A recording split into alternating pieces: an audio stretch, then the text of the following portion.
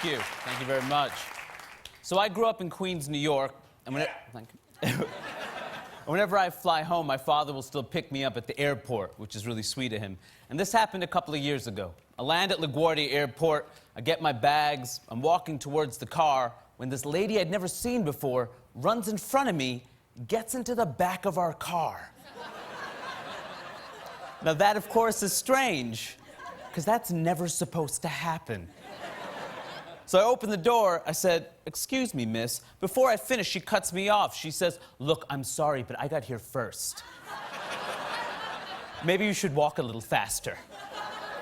At this point, it becomes clear that she thinks she's in a cab and my father is a cab driver. Because apparently she's so racist, she looks at the color of the driver before looking at the color of the car. Well, clearly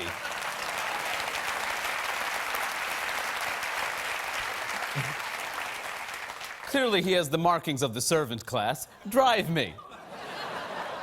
About 5 seconds after I realized what happened, she realized what happened, and I know she realized what happened because she scooted over to the left-hand passenger seat, opened the door, and started running.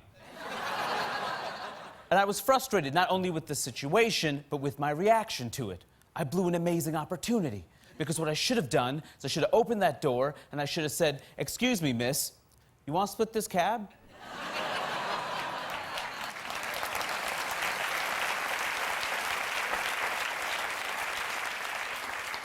Because if we split that cab, all sorts of fascinating possibilities could occur. Fascinating questions, right?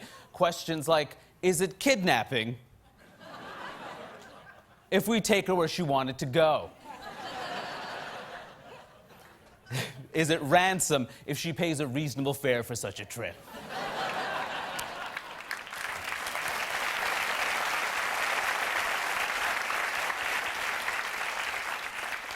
I hate how immigrants are talked about in this country. I was watching CNN, which was my mistake, and they were interviewing this woman in Arizona who's against immigration, right? And she said, "Look, we're just trying to bring this country back to the way it used to be." The way it used to be. Lady, you're in Arizona. It used to be Mexico.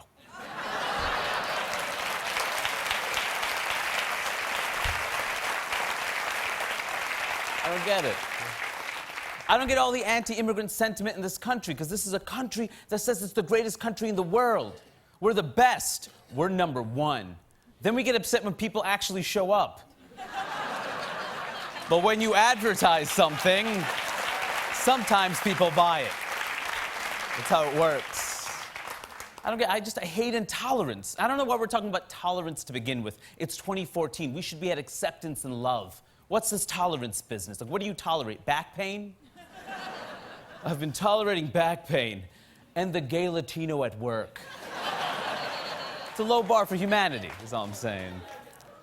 But the country's changing and people are freaking out about it. And I know they're freaking out because I keep hearing about the year 2042 on the news. For those of you who don't know, 2042, according to census figures, is the year when white people will be the minority in this country.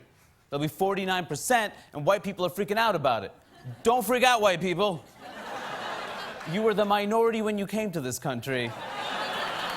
Things seem to have worked out for you.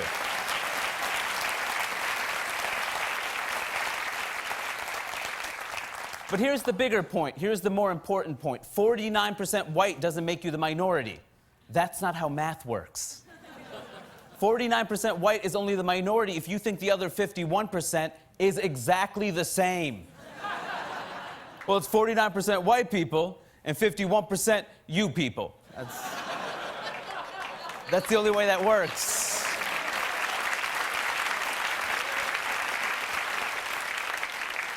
Because that 51% is not a united front. And it's easy to figure this out. Just ask a black guy and a Korean guy what happens when the black guy walks into the Korean guy's store. That interaction might not be pleasant. It might not be like, "Hey, teammate. How's it going, teammate?